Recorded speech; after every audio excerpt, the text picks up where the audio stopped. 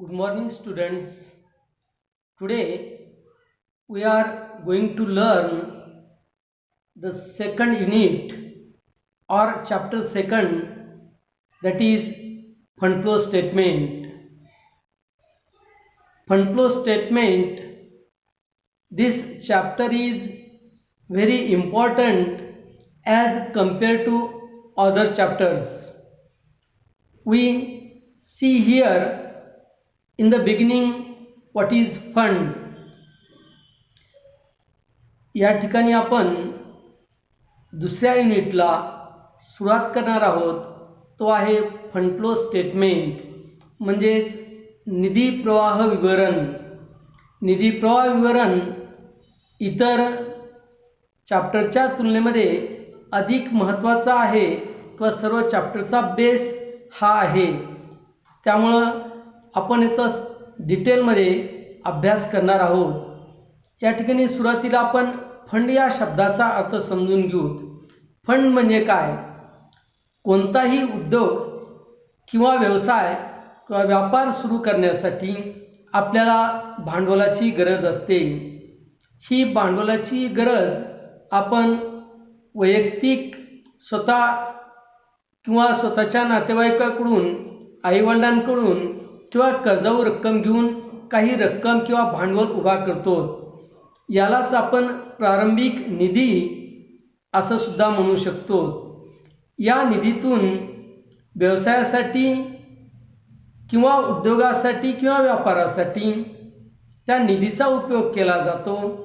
या निधीचा उपयोग करून निधीची गुंतवणूक जागा, इमारत, यंत्रसामुग्री, कच्च्या मालाची खरेदी अशा स्वरूपात केली जाते. यानंतर उत्पादित होणारा माल विक्री केला जातो आणि त्यामधून नफा मिळवला जातो. अशा तऱ्हेने व्यवसायामध्ये एक प्रकारच्या आर्थिक उलाढालीला सुरुवात होते आणि वर्ष संपल्यानंतर व्यवसायाची फलनिष्पत्ती शोधून काढण्यासाठी आपण आर्थिक विवरणे तयार करतो, ज्यालाच आपण फायनान्शियल स्टेटमेंट्स असं म्हणतो. फायनान्शियल स्टेटमेंटमध्ये ट्रेडिंग अकाउंट असेल, प्रॉफिट लॉस अकाउंट असेल किंवा बॅलन्स शीट असेल, अशा प्रकारचे आर्थिक विवरणे वर्ष संपल्यानंतर तयार केल्यानंतर व्यवसायाची फलनिष्पत्ती काय हे आपण शोधून काढू शकतो. 2 वर्षांच्या अशा वित्तीय विवरणांची ज्यावेळेस आपण तुलना करतो किंवा स्थिती विवरणांची तुलना केल्यानंतर अनेक आकड्यांमध्ये किंवा अनेक बाबीमध्ये आपला बदल झालेला दिसून येतो. उदाहरणार्थ, समजा 2019 आणि 2020 हे आपण वित्तीय वर्ष किंवा वित्तीय विवरणे आपण घेतली. 2019 साली समजा स्थिर संपत्ती किंवा मशिनरी आहे 1 लाख रुपयाची. 2020 साली समजा ती मशिनरी झाली 1,80,000. ह्याचा अर्थ 80,000 रुपयानं ती मशिनरीमध्ये वाढ झाली. याचाच अर्थ असा होतो की चालू वर्षामध्ये आपण मशिनरी खरेदी केली. अशा पद्धतीनं ज्यावेळेस आर्थिक उलाढालीनं सुरुवात होते, अनेक स्वरूपात पैसा येत असतो आणि व्यवसायातून पैसा जात असतो. यालाच आपण निधी प्रवाह असं म्हणतात. निधी प्रवाहित होणे म्हणजे व्यवसायात पैसा येणे आणि जाणे. या ठिकाणी सुरुवातीला आपण introduction and meaning of fund flow statement. Fund flow statement is one of the important management tools for decision making. निधी प्रवाह विवरणाचा आपला या ठिकाणी अभ्यास करणं आवश्यक आहे किंवा महत्त्वाचं आहे. एक प्रकारचं ते टूल्स किंवा अवजार आहे जी व्यवस्थापनाला निर्णय प्रक्रियेमध्ये मदत करतं. then second, the statement is prepared taking into account revenue statement and position statement of the organization. त्यानंतर आपण रेव्हेन्यू स्टेटमेंट म्हणजे प्रॉफिट लॉस अकाउंट असेल, ज्यामुळं आपला व्यवसायामध्ये लाभ किंवा हानी किती झाली माहीत होतं आणि व्यवसायाची आर्थिक स्थिती जाणून घेण्यासाठी बॅलन्स शीट किंवा स्थितीवरण आपण तयार करतो. It is compared to analytical statement between two consecutive years. हे एक प्रकारचं तुलनात्मक असणारं विवरणे आहेत सलग 2 वर्षांचे. Then the statement reveals the funds inflows and outflow during the accounting period. या विवरणावरून या अकाउंटिंग पिरियडमध्ये किंवा वर्षभरामध्ये पैसा किती आला किंवा निधी किती आला आणि निधी किती गेला याची माहिती आपल्याला मिळते. Then in order to measure the soundness and solvency of business, preparation of fund flow is a must. व्यवसायाची आर्थिक स्थिती भक्कम आहे किंवा सॉल्वन्सी कशी आहे हे पाहण्यासाठी निधी प्रवाह विवरण तयार करणं अत्यंत आवश्यक आहे. By preparing fund flow statement, management will be able to know how much funds are available and where exactly they can be deployed. निधी प्रवाह विश्लेषण आपण तयार केल्यानंतर व्यवस्थापनाला सहज माहिती होऊ शकतं किंवा कळू शकतं की आपल्याकडं फंड म्हणजेच निधी किंवा पैसा कोणत्या मार्गाने उपलब्ध होतो आणि त्याचा खर्च किंवा विनियोग किंवा उपयोग कोणत्या ठिकाणी करायचा.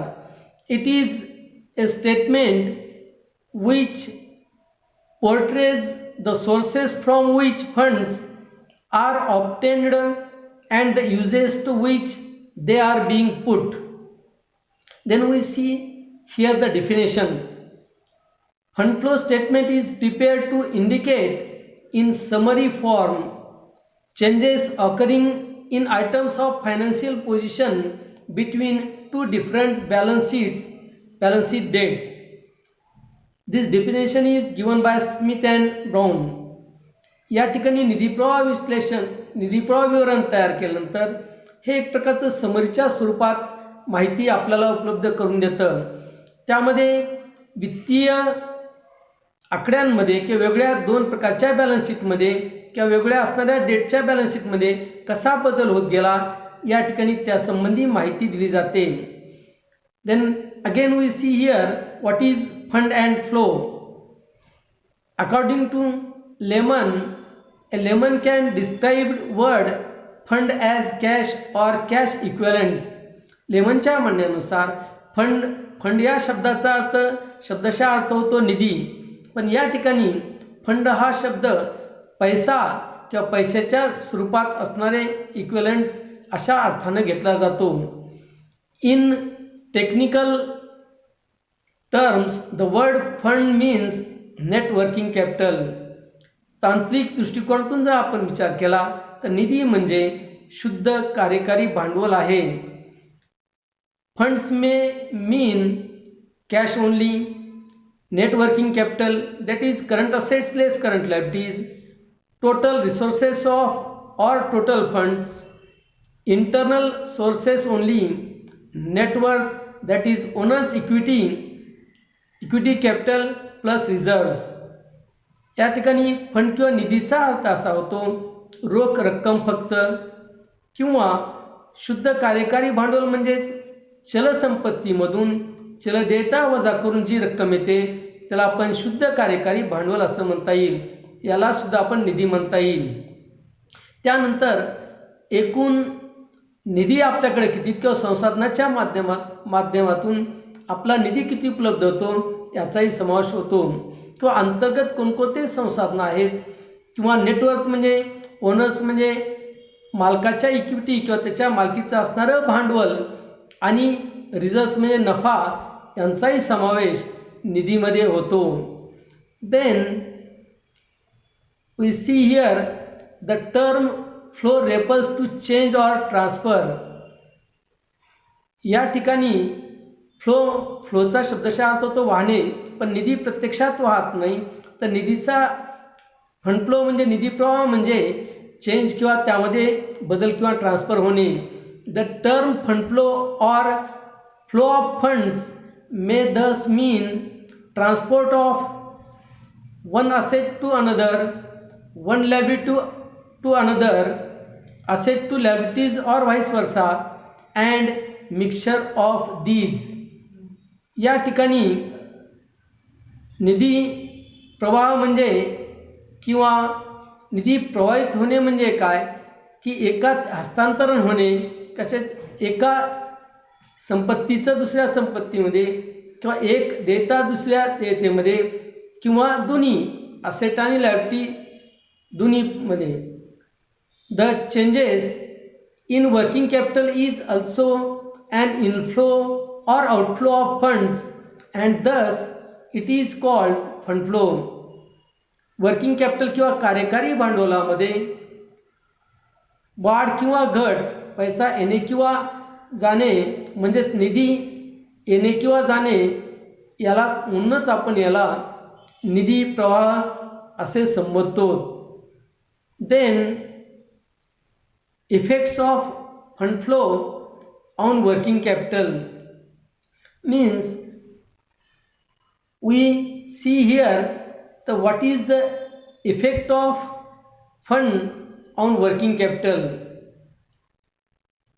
First, increase in the current year current assets, then previous year increase in working capital, then second, decrease in the current year current assets, then previous year decrease in working capital, third increase in the current year current liabilities, then previous year decrease in working capital, decrease in the current year current liabilities, then previous year increase in working capital. या ठिकाणी आपण निधी प्रवाह विश्लेषण सोडवत असताना किंवा निधी प्रवाह विवरण काढत असताना दोन महत्त्वाची विवरणं अभ्यासणं आवश्यक आहे. त्यामध्ये पहिलं स्टेटमेंट आहे किंवा पहिलं विवरण आहे statement showing changes in working capital, ज्यामध्ये या 4 महत्त्वाचे rules regarding changes in working capital किंवा 4 नियम लक्षात ठेवणं आवश्यक आहे. पहिला नियम कोणता? जर चलसंपत्तीमध्ये वाढ होत असेल तर खेळतं भांडवलसुद्धा किंवा कार्यकारी भांडवलामध्ये सुद्धा वाढ होते. दुसरा नियम कोणता आहे? जर चलसंपत्तीमध्ये घट होत असेल तर वर्किंग कॅपिटल किंवा कार्यकारी भांडवलसुद्धा घट होते. तिसरा नियम increase in the current liability म्हणजे चलदेयतेमध्ये मागील वर्षी वाढ होत असेल तर कार्यकारी भांडवलासुद्धा वाढ होते आणि घट होत असेल देयतेमध्ये तर कार्यकारी जर इन्क्रीज इन करंट लायबिलिटीज चलदेयतामध्ये वाढ होत असेल तर या ठिकाणी कार्यकारी भांडवल घटतं आणि डिक्रीज इन करंट लायबिलिटीज चलदेयतेमध्ये घट होत असेल तर कार्यकारी भांडवलात वाढ होते. Then we see here when liabilities increase it is a source of funds, when assets increase it is an application of funds. या ठिकाणी आपण 2 गोष्टी विचारात घेणार आहोत. जेव्हा देयतेमध्ये वाढ होते याचं एक उदाहरण घ्यायचं असेल तर देयता कोणती? समजा आपण बँकेकडून कर्ज घेतलं किंवा लोन घेतलं, बँकेकडून कर्ज घेतलं असेल म्हणजे आपली देयता किंवा लायबिलिटी वाढली तर तो एक फंड्स किंवा निधीचा सोर्स आहे. सोर्स म्हणजे मार्ग किंवा स्रोत. त्या मार्गाने व्यवसायात आपल्याकडे पैसा येतो. त्याच्या उलट आपण विचार केला एखादी संपत्तीमध्ये वाढ झाली असेल, तिथं उदाहरण घेऊ तर आपण एखादी मशिनरी आपण खरेदी केली असेल तर आपल्याकडून पैसा जातो म्हणजे त्या निधीचा उपयोग केला जातो किंवा निधीमध्ये घट होते. Then we see that transactions happen among current assets and non current assets, that is fixed assets or permanent assets. Transactions involving current assets and non-current liabilities, that is long-term borrowings and capital. Then transactions involving current liabilities and non-current assets, that is fixed assets or permanent assets. Then transactions involving current liabilities and non-current liabilities, that is long-term borrowings and capital. असे वेगवेगळ्या प्रकारचे transaction किंवा व्यवहार आपला पाहायला मिळतील. Then how to prepare fund flow statement, that is preparation of fund flow statement. A fund flow statement is prepared on the basis of information contained in the consecutive 2 years balance sheet, and that is based on the profit and loss account for the period concerned. निधी प्रवाह विवरण आपला तयार करायचा असेल किंवा तयार करत असताना आपल्याकडे उपलब्ध असणारी माहिती 2 वर्षाची स्थिती विवरण किंवा बॅलन्स शीटची त्या माहितीवरून आणि संबंधित वर्षाचा लाभालाभ लेखा यावरून आपला निधी प्रवाह विवरण तयार करता येतं. दिस स्टेटमेंट कन्सिस्ट ऑफ 2 पार्ट्स. या निधी प्रवाह विवरणामध्ये 2 भागाचा समावेश होतो. Sources of funds and applications of fund.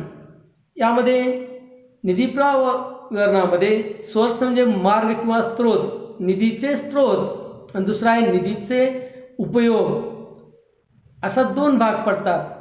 म्हणजे या ठिकाणी फर्म असेल, एखादा बिझनेस असेल, वेगळ्या प्रकारचे जे ट्रान्झॅक्शन घडतील त्याचा 2 भागात विभागणी केली जाते. Inflow of funds and outflow of funds. म्हणजे फंड फ्लो स्टेटमेंटच्या डाव्या बाजूला किंवा डाव्या बाजूला आपण कोणत्या प्रकारे पैसा आला असेल व्यवसायामध्ये त्याची नोंद इनफ्लो बाजूला करतो, आणि व्यवसायातून पैसा गेला असेल तर आउटफ्लो बाजूला करतो. त्या डाव्या बाजूला किंवा इनफ्लो बाजूला किंवा व्यवसायात पैसा कोणत्या मार्गानं किंवा पैसा येण्याचे स्रोत कोणते हे आपण पाहायला पाहिजेत.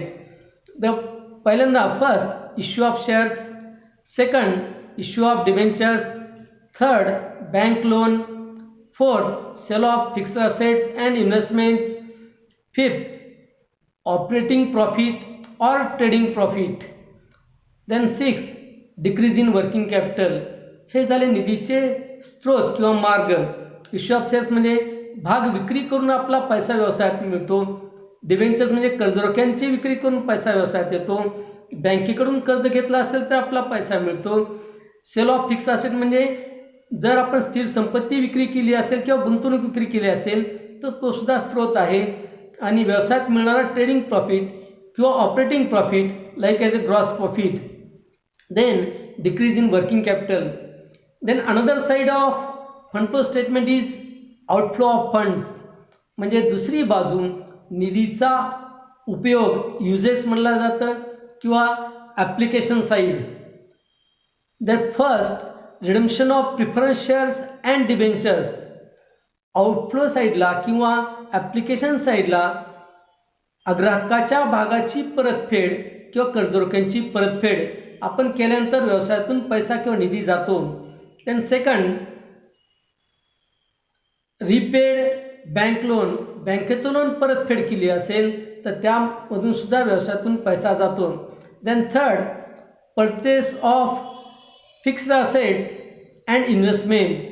आपण स्थिर संपत्तीची किंवा गुंतवणूक खरेदी केली असेल तर व्यवसायातून पैसा जातो. Then fourth payment of tax and dividend.